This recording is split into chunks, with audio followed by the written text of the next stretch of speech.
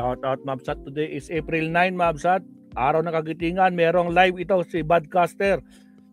Chavits Jet ginawang props sa maleta picture ng 18 Marines. PR Ops. Nako, Chavit umatras sa BRC hearing. Ay, ganun. Akala ko ba patapang siya? Ha? Sa BRC hearing ni Ping Lacson. Bakit umatras? At bakit yung jet mismo ni ano daw? Tingnan nga natin. Minsan, Actually, nakita ko na to no. sobra. Kung na nakakamalit, last week or last week, nakita ko na tong jet comparison. No?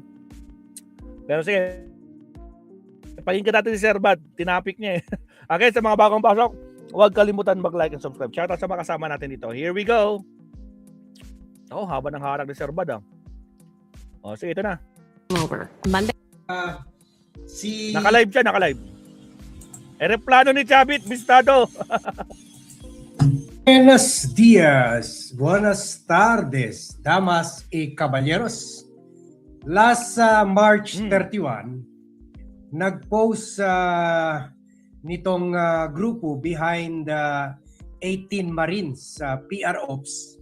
Nag-post sila ng pictures ng mga maleta nakalagay sa isang jet plane, luxury jet. Ang nag-post itong picture na ito ay si Attorney Levy Baligot. Yan ang ipinost niyang picture na maleta. Another maleta expose sa isang eroplano.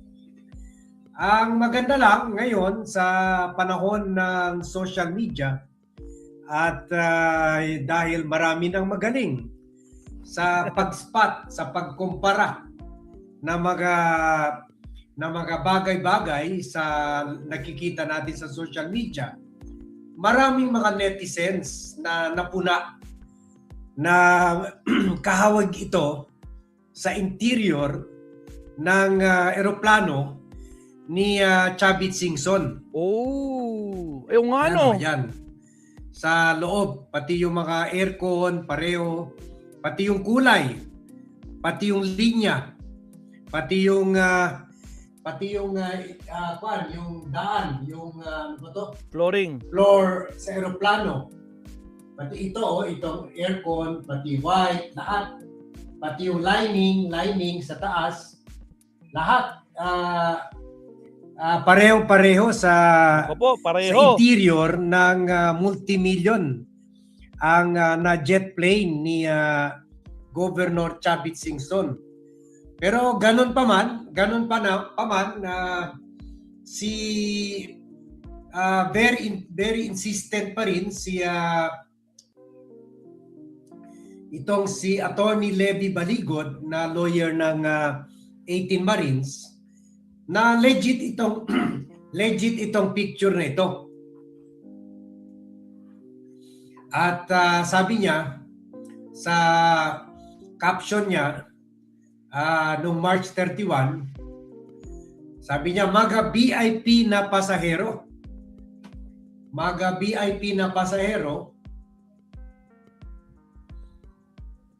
Yung iba nasa economy class sa likod.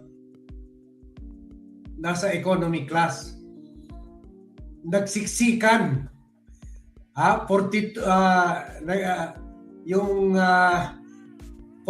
na maleta ng buwis na bayan sa biyahe na ito. So mga VIP na pasahero, yung iba nasa economy class sa likod, nagsiksikan. 42 na maleta ng buwis ng bayan sa biyahe na ito. At sabi niya, MB, sa mga nagsasabi AI ito, ang utak nyo ang AI. Ang utak nyo ang AI, ha? At yung may nagtanong sa kanya, ang nagtanong sa kanya, yung kaibigan rin natin, si Wenchi Saban, sabi niya, Attorney, saan po yan dinala? Kaninong politiko or government official po yan binigay? Ang sagot naman ni Attorney Baligot, biyaheng Bicol yan, ma'am, hehe. iba pa yung biyaheng lawag noong 2022. Haha. So, yan ang sagot niya. Ha? So, na biyaheng Bicol.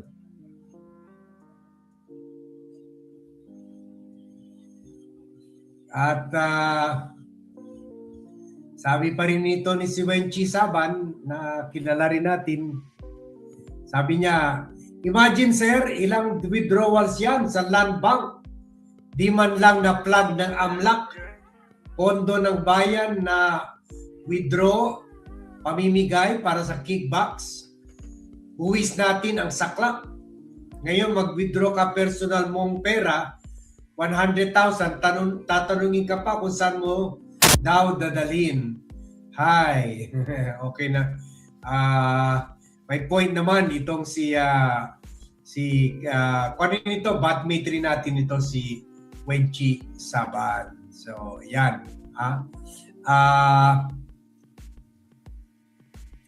So, marami kaagad nag-react at napansin nila na yung interior ng jet plane, mula sa floor, sa mga aircon, sa overhead ilaw, sa mga upuan, kahawig na kahawig sa eroplano ni Governor Chavit Singson. Yan. At naglagay rin sila ng mga picture ni Chavit Singson na nagpakuha rin ng picture sa loob ng eroplano na yan. So, kaya dahil dito, nagalit naman itong si Attorney Levy Baligot. Pero nakakatuwa sa sagot niya, sabi niya yung mga tao daw may diferensya sa ulo ang nagpo-post nito. Na sinasabi ginamit props yung eroplano ni Chavit Singson.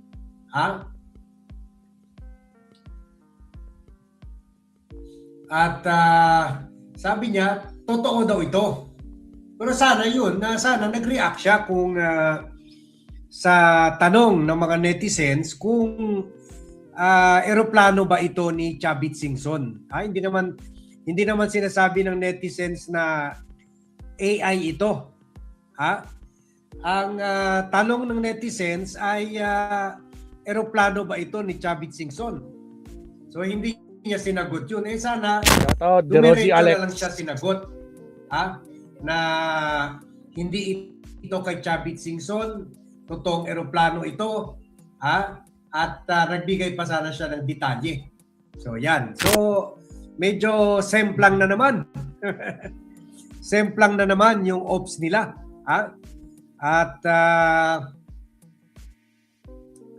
as a result of that, dahil na nga dito kasi nung una ko nakita itong picture ng maleta na yan at kasama si Chavit Singson, ang una ko naisip baka nilalaglag nila si Chavit Singson dahil nag-offer ito mag-testify sa Blue Ribbon Committee kasi gagawa na sana si Senator Ping Lacson ng hearing ng Blue Ribbon Committee dito sa 18 ex-Marines or yung iba dyan Peking Marines.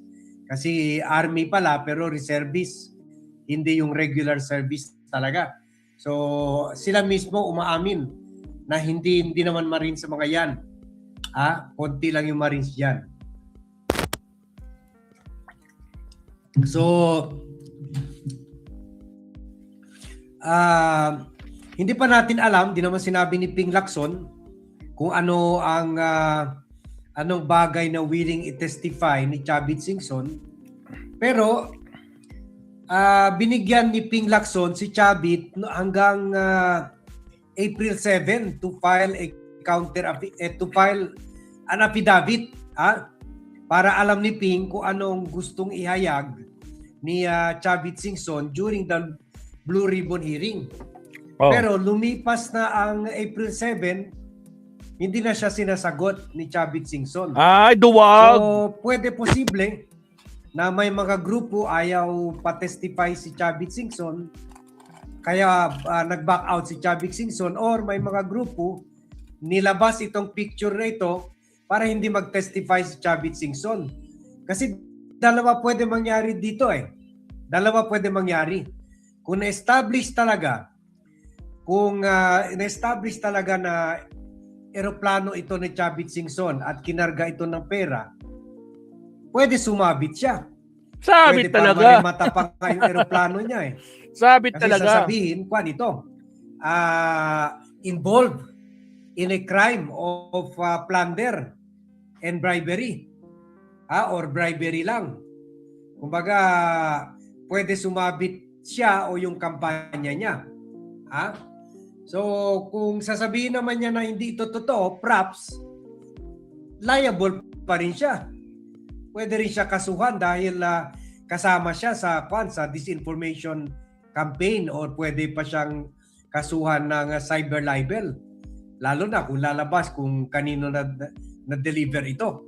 So either way, sabit si Chavit. Sabit si Chavit. Kaya siguro umatras na siya. Umatras na siya sa pag-appear sa offer niya.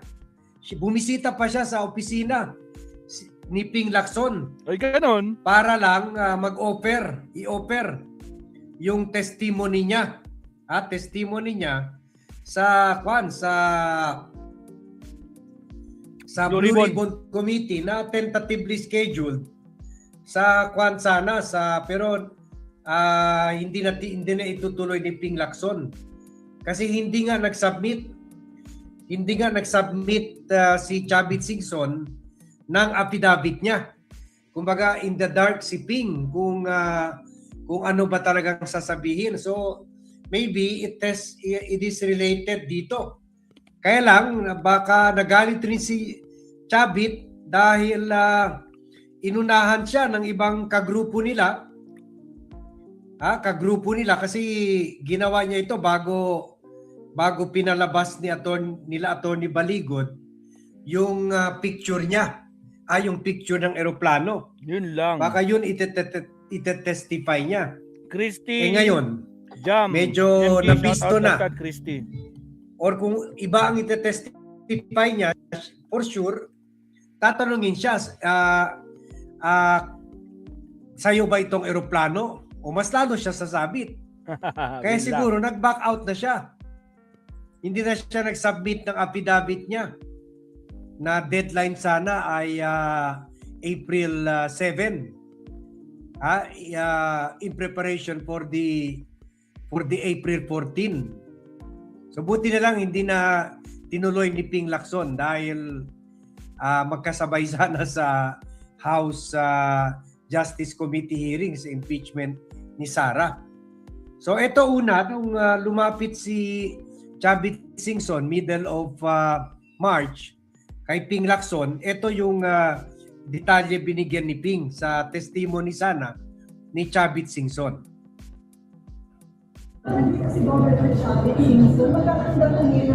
Yeah, he sent me a letter. He indicated that he wanted to testify. So sabi ko, yes, if you're testifying on the flood control projects, then we'll schedule a hearing. Tentatively, we'll schedule it on April 14. But if we can hold it much earlier, then why not? Because, alam mo, magbe-break kami starting Thursday or Friday. Kung agad-agad tatawag ng hearing, baka nasa vacation mode pa yung baka ako lang magsanadya. So, I want to be joined by my colleagues. So, let's see. Including the former military. I will have to consult my colleagues, the members, because may mga collective, may mga issues, individual and collective issues that we address. I, for one, nasabi ko na ito na tatawag tayo. Kung masyadong napakalayo sa katotohanan, anong gagawin natin? How do we treat information and even the resource persons? Ang iniwasan ko, once obvious na nagsisinungaling, merong mag-motion para i-cite for contempt. Pagkatapos i-detain, medyo may problema tayo doon. Sabihin natin public opinion, parang ina-opinion pa yung mga resource persons. But we should treat them in the same manner that we treated the other resource persons. And they are lying through their teeth. Mahirap naman sigurong double standard tayo.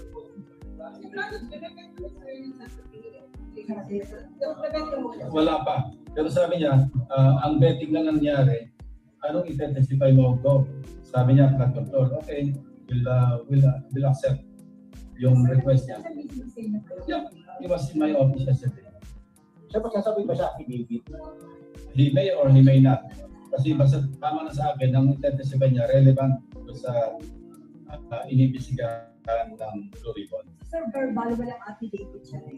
Wala. Basta yun lang ang sinigurado ko tungkol sa flood control yung kanyang testimony. Last hearing na, sir, yung April 14. No, not necessarily. Ano naman Kasi wala pa, yung parcel pa nga, wala pa.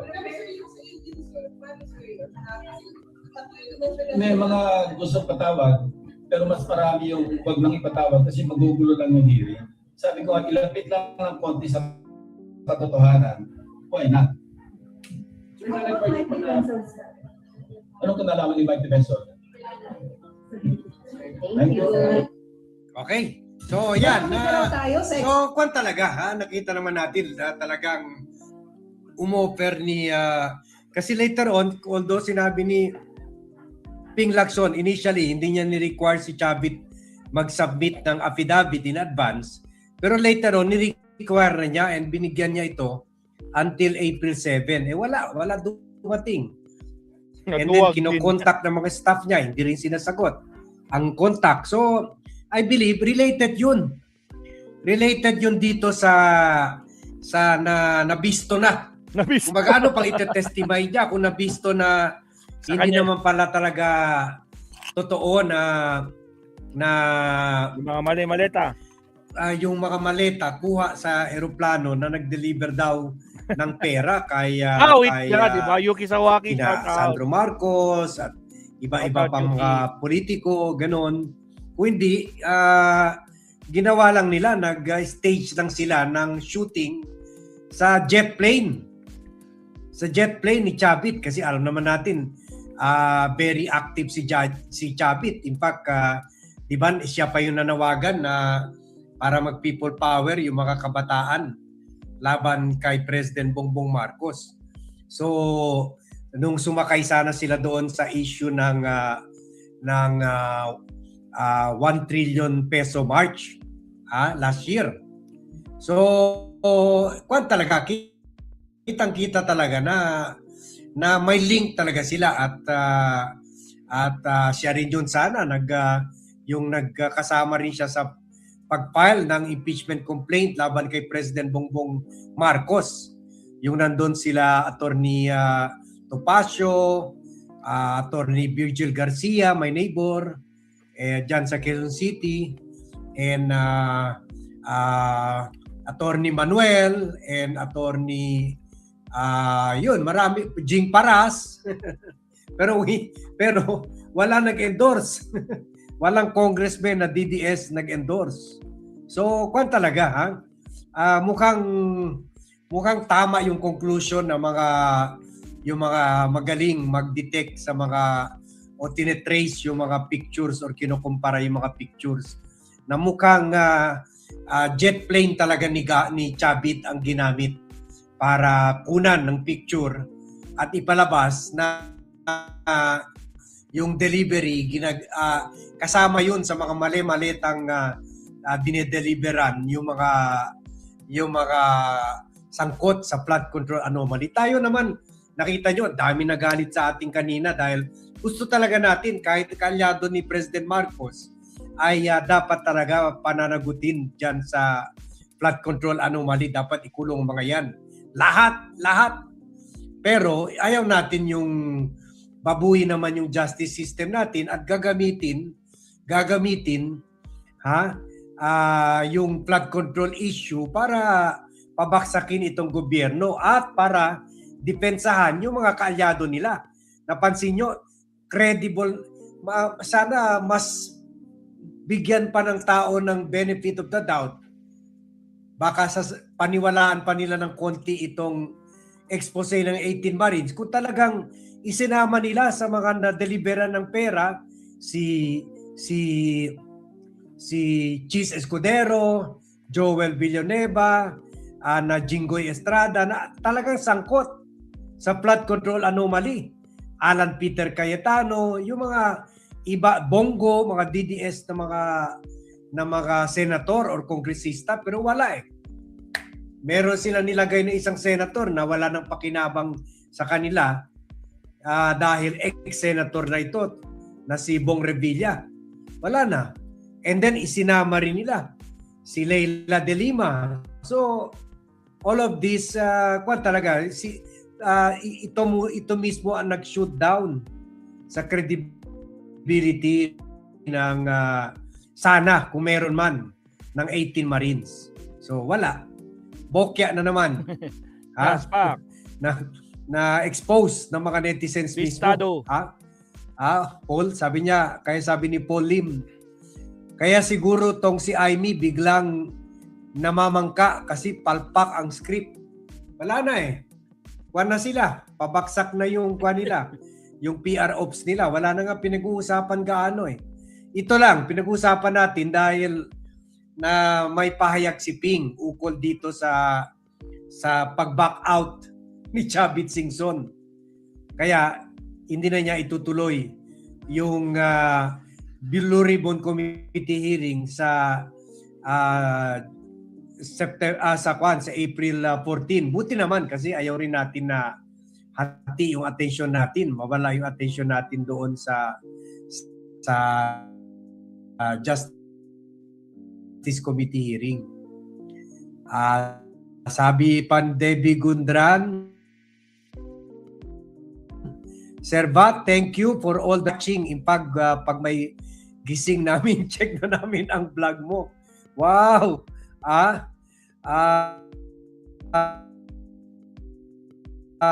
Debbie Gundam and also supporting independent and truthful blogging. So I'm so flattered. Thank you naman. Thank you naman. Minsan napapagod na rin tayo mag-vlog. Minsan masarap pa kagabi na-enjoy ako in the company of my ex-seminarian, including yung rin natin, batmate si Tam Del Rosario na umuwi dito, kasama natin sa seminary, umuwi dito para mag-treat yung mga co-ex-seminarians niya. So, minsan masarap kain-kain, inom-inuman, sa happy-happy, mag-Netflix, mag-golf, mag-travel. Pero wala eh. Kawawa talagang Pilipinas kung hindi tayo gagawa ng hagbang to help. And I think si Debbie Gundran and si Paul Lim na for doing their part in tatatlo na lang nga kami vlogger na truly independent, and we also need all the support we can get dahil talo na kami sa oras, talo pa kami sa bayad natin sa staff at mga equipment natin. So your help goes a long way. And also yung mga nag-share, nagla-like, and nagre-refer itong channel. Don't be selfish. Refer this channel to your friends and relatives. Everywhere they are, in America, everywhere. All over the Philippines. Please do that. Para mamagnify yung mensahe natin. Kasi dati marami pa kami neutral, pero ngayon hindi nila na-resist yung pera ng mga Duterte at pera ng China at pera ng nila Romualdez, pera ni Saldico nung nandito pa si Saldico, at ngayon nga meron pa sinasabi pera ng Presidential Communication Office. So kokonti na lang kami na independent. So your support means so much. Comments, shares, and likes. And no skipping of ads. Okay? So yan. Sige. Hanggang na lang muna tayo. Thank you very much everyone for watching. Thank you very much for joining me in this vlog. Good afternoon to all and see you in my next vlog. Thank you, Sir Bat. Maraming salamat. Alright, so lunch break muna tayo mga kakabsat, no? So again, maraming salamat Sir Bad. Yuki Sawa